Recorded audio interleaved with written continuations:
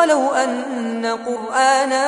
سيرت به الجبال أو قطعت به الأرض أو كلم به الموتى بل لله الأمر جميعا أفلم ييأس الذين آمنوا أن لو يشاء الله لهدى الناس جميعا ولا يزال الذين كفروا تصيبهم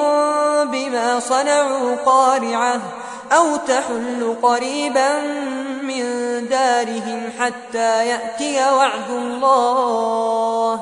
إن الله لا يخلف الميعاد